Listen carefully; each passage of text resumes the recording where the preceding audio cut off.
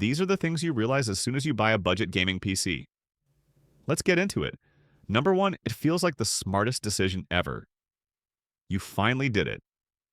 After weeks of scrolling Reddit threads, comparing builds on PC Part Picker, and convincing yourself you don't need an RTX 4090, you pulled the trigger on a budget rig. And honestly, that first boot up feels magical. Windows loads, RGB glows, and you launch your first game thinking, wow, I beat the system. I got all this power without selling a kidney. But then reality hits. The system works, sure, but not quite like those YouTubers made it look. Suddenly, you notice stutters, loading times, and that nagging feeling that maybe, just maybe, you should have stretched the budget a little more. Number two, budget doesn't end at the PC. You thought the tower was the whole cost. Nope. Now you need a monitor that doesn't bottleneck your GPU, a decent mechanical keyboard, a mouse that isn't from the office supply drawer. And, oh, Windows isn't free either. That $700 budget build somehow becomes $1,000 before you even realize it. It's like buying a car without factoring in insurance, fuel, and tires. The PC itself is just the entry ticket. The ecosystem of accessories is where the real expenses creep in. Number three, AAA gaming is a mixed bag. On paper, your GTX 1660 Super or RX 6600 looks solid. And for esports titles, Valorant, CSGO, Fortnite, it's amazing. Smooth frames, low temps, life is good. But launch something like Cyberpunk 2077 or Starfield, and suddenly you're tweaking every graphics setting just to hit 45 frames per second. Ultra, forget it. Even high is a gamble. The contrast is brutal. 1 minute you're Tony Stark in your own battle station, the next you're lowering resolution like it's 2012. Budget PCs teach you quickly. Yes, you can play anything, but not always how you imagined. Number four, upgrade temptation shows up fast. You tell yourself, this build will last me a few years, no need to upgrade. Yeah, right. 2 months in, you're watching benchmarks of the next-gen GPUs. 6 months in, you're thinking about doubling RAM. By year one, you're wondering if it's time for an entirely new build. That's the curse of budget PCs.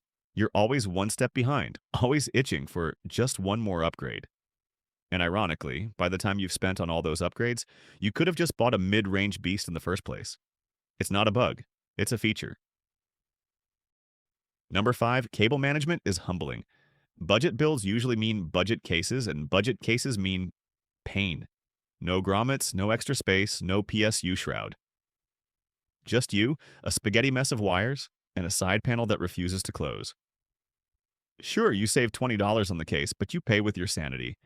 Every time you glance at the windowed side, you're reminded that cable management isn't just aesthetics, it's airflow. And suddenly, you're Googling how to hide cables without spending money. Spoiler, you can't. Number six, cooling is an afterthought, until it isn't. At first, the single stock fan seems fine. Temps hover around 75 to 80 degrees Celsius underload, and you think, not bad. But after a hot summer day when your room feels like an oven, that budget cooling shows its limits. Suddenly, your CPU is thermal throttling, your GPU sounds like a jet engine, and you're regretting not spending the extra $40 on better airflow. It's like living in a house with no AC. It works in spring, but summer exposes the flaws. And once again, your budget build whispers. Add another fan, maybe an aftermarket cooler. Number seven, despite everything, it's still worth it. Here's the twist. Yes, budget gaming PCs are compromises. Yes, they lure you into spending more. But nothing compares to the pride of building or owning one. Every frame feels earned. Every upgrade feels like leveling up in real life. And every time you sit down to game, you remember that you built something with your own hands, or stretched your money smartly enough to get into the PC gaming world without going broke. That feeling? Priceless. So is buying a budget gaming PC worth it? If you're chasing max frames, ultra settings, and silent cooling, probably not.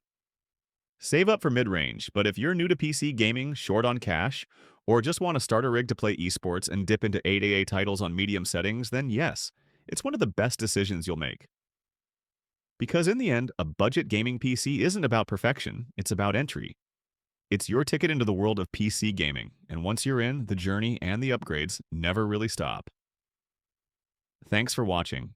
If you enjoyed the video, subscribe to the channel and take care.